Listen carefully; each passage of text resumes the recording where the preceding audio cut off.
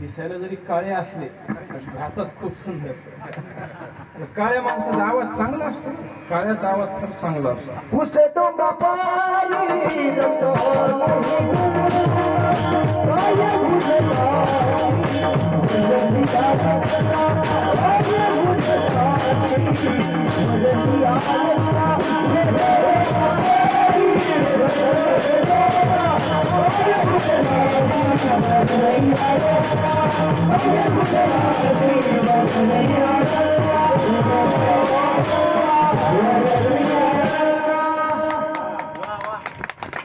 महाराज मला जास्त बोलायचं चालायचं, सरळ चालायचं सरळ. जाई वो तू माये न करी सायास आम्ही विष्णुदास तैसे. तैसे हा शब्द टाकला. तैसे म्हणजे कैसे. माग एक विश्वमित्र नावाचं म्हातारा तपाला बसलं होतं म्हणजे. बरं म्हाताऱ्याने तप काय साधं सुद्धा मांडलं नाही. असं एड्या बाबळीच्या झाडाखाली गेलं म्हणजे उलट टांगून घेतलं.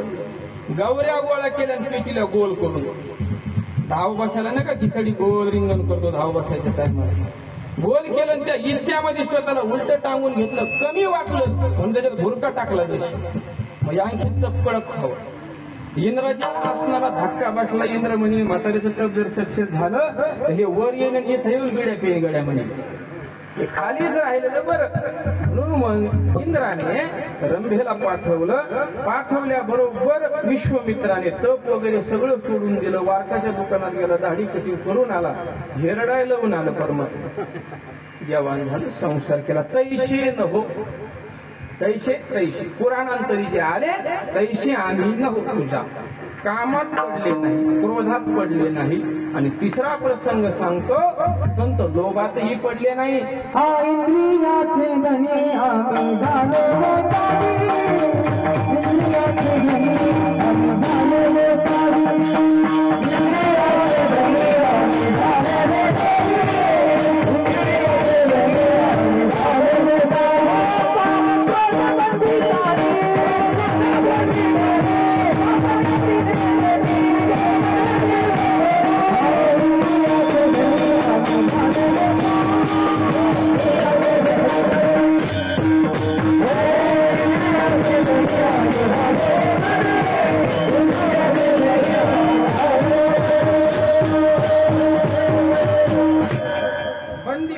टाकले म्हणे काम करू.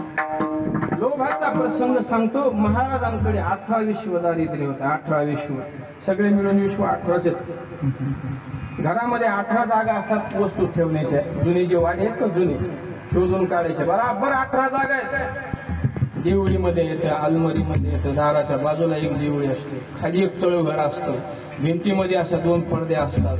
18 जागा असायच्या जुन्या काळात. तर 18चे 18 कोपरे जरी शोधले तुकाराम महाराजांच्या घरामध्ये तर कान्नाचा कण सापडत नव्हता, एवढं दारिद्र्य होतं. आणि या दारिद्र्यामध्ये दुष्काळात जर पाऊस आला महाराज, शेतकऱ्यांना आनंद होतो.